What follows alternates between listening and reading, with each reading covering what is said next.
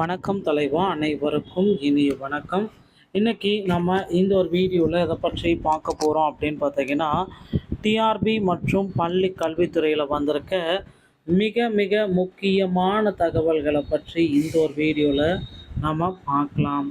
So நீங்கள் நம்முடைய சேனலை முதல் முறையாக பார்க்குறீங்க அப்படின்னா மறக்காமல் ஒரு சப்ஸ்கிரைப் அண்ட் பெல்லை கிளிக் பண்ணி வச்சுக்கோங்க. கௌரவ விரிவுரையாளர்களுடைய உதவி பேராசிரியராக பணிபுரம் செய்ய உயர்நீதிமன்றம் திடீர் மறுப்பு. என்னன்றதை பற்றி பார்க்கலாம். டெட் ஆசிரியர்களுக்கான தகுதி தேர்வு கட்டாயம் தேர்ச்சி அவகாசம் நீட்டித்து சீராய்வு மனு மீது உச்சநீதிமன்றம் திடீர் உத்தரவு. என்னன்ற பற்றி நம்ம பார்க்கலாம். ஆசிரியர் தகுதி தேர்வு டெட்டு வழக்கு உண்மையான தற்போதைய நிலவரம்தான் என்ன, இதை பற்றி நம்ம பார்க்கலாம். ஆசிரியர்கள் பதவி உயர்வு கலந்தாய்வு எப்பொழுது நடத்தப்படும், இது குறித்து சில தகவல்கள் வந்திருக்கு. இதை பற்றி நம்ம பார்க்கலாம். 13,000 தற்காலிக ஆசிரியர்களை நியமனம் செய்ய போகிறதா சொல்லியிருக்காங்க. என்னன்றதை பார்க்கலாம். கல்வி அமைச்சரை சந்தித்த ஆசிரியர்கள் பள்ளிக்கல்வித்துறை அமைச்சர் ராஜ்மோகன் அவர்கள் என்ன குறிப்பிட்டார் அப்படின்றதே இந்த வீடியோவில் நம்ம பார்க்கலாம். ஸோ வாங்க கைஸ், வீடியோக்குள்ளே போகலாம். நீங்கள் நம்மளுடைய சேனலை முதல் முறையாக பார்க்குறீங்க அப்படின்னா மறக்காமல் சப்ஸ்கிரைப் பண்ண பெல்லை கிளிக் பண்ணி வச்சுக்கோங்க. வாங்க வீடியோக்குள்ளே போகலாம். பள்ளிக்கல்வித்துறை அமைச்சர் ராஜ்மோகன் அவர்கள் குறிப்பிட்டு சொல்றாரு, அரசு நிர்ணயித்த தனியார் பள்ளி கட்டண விவரத்தை விளம்பர பலகையில் வெளியிட வேண்டும் என மாநில தகவல் ஆணையம் உத்தரவு. ஸோ அரசு நிர்ணயித்த தனியார் பள்ளிகள் கட்டண விவரத்தை விளம்பர பலகைகளில் வெளியிடணும். அனைத்து தனியார் பள்ளிகளுக்கும் அரசு நிர்ணயித்த கல்வி கட்டண விவரங்கள் பள்ளிகளின் விளம்பர பலகையில் வெளியிடுவதை கட்டாயமாக்கப்படி கட்டணம் தொடர்பாக கேட்கப்படும் கேள்விகளுக்கு குறித்த தகவல் வழங்காததால் மனுதாரருக்கு ஏற்பட்ட நஷ்ட மன உளைச்சலுக்கு 25,000 இழப்பீடு அப்படின்றதையும் குறிப்பாக போட்டிருக்காங்க.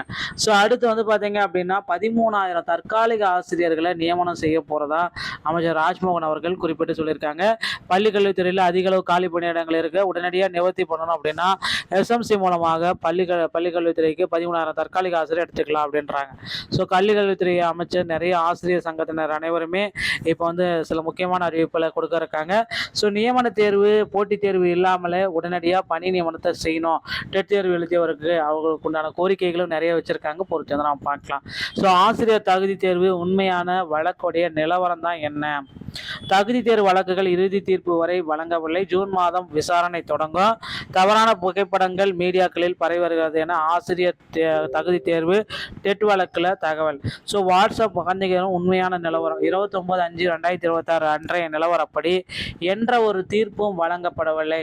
இந்த டெட் நீதிமன்றத்தில் இறுதி அதிரடி தீர்ப்பு எல்லாமே இன்னும் வழங்கலை, வெயிட் பண்ணிட்டு இருக்காங்க. இது ஜூன் மாதமும் நடைபெறும். ஏன்னா விடுமுறை காலம் முடிந்து நீதிபதிகள் எல்லாமே வந்த பிறகுதான் ஜூன் மாதத்துடைய முதல் வாரத்தில் இதற்கான தீர்ப்பு வெளியாகும்.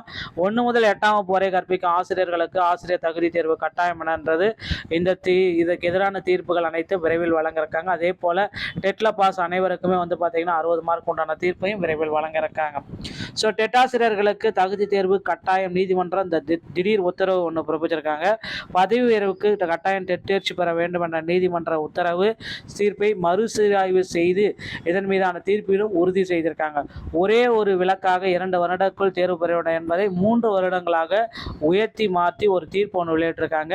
ஸோ 2 ஆண்டுகளுக்கு பதிலாக 3 ஆண்டுகளுக்குள் தேர்ச்சி பெற, அதாவது ஆகஸ்ட் 31, 2028க்குள் தேர்ச்சி பெற வேண்டும் என மறுசீராய்வு மனுவில் தீர்ப்பு. ஸ்டேட் தேர்வு தேர்ச்சி பெறுவதற்கான கால அவகாசம் 2 ஆண்டுகள்லேருந்து 1 ஆண்டு எக்ஸ்டெண்ட் பண்ணியிருக்காங்க, 3 ஆண்டா. ஸோ ஆசிரியர்களுடைய பதவி உயர்வு கலந்தாய்வு அப்படின்றது எப்பங்க நடத்தப்படும்? ஒவ்வொரு கல்வியாண்டின் முடிவிலும் விடுமுறை மாதமான மே மாதத்திலேயே ஆசிரியர்கள் பணிமாறுவதற்கான கலந்தாய்வை நடத்தி வருகிறது. இதனால் ஆசிரியர்கள் அலைச்சல் இன்றி பயன்பெற்றனர். ஜூன் 4 பள்ளிகள் திறக்க அரசு உத்தரவிட்ட நிலையில் இந்த புதிய கல்வியாண்டு துவக்கம் இன்னும் 8 நாட்களே உள்ளன. ஆனால் ஆசிரியர்களுக்கான கலந்தாய்வு குறித்து அறிவிப்பு இன்னும் வெளியாகல.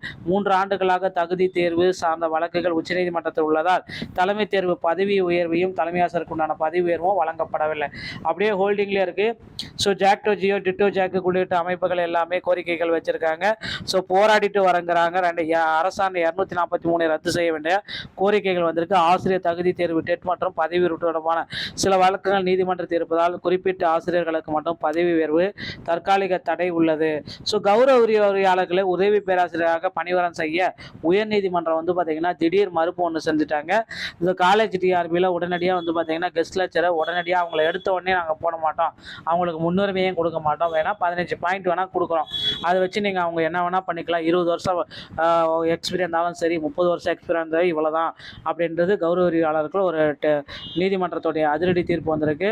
ஸோ இதனால் அந்த காலேஜ் டிஆர்பியில் ரொம்ப சிக்கல்கள் வந்துட்டே இருக்குது. நிச்சயமாக வந்து பார்த்திங்கன்னா காலேஜ் டிஆர்பியில் அந்த தேர்வு 70 வினாக்கள் குளறுபடியாக இருக்கிறதுனால தேர்வை ரத்து செஞ்சுட்டு மீண்டும் தேர்வு நடத்துறதுக்கு நிறைய வாய்ப்புகள் இருக்குங்க. டிஆர்பி மற்றும் பள்ளி கல்வித்துறையில் இந்த தகவல்கள் உங்களுக்கு பிடிச்சிருந்தா நீங்கள் நம்மளுடைய சேனலோட இணைந்திருங்கள். மீண்டும் ஒரு நல்ல தகவலுடன் நான் உங்களை சந்திக்கிறேன். நன்றி, வணக்கம்.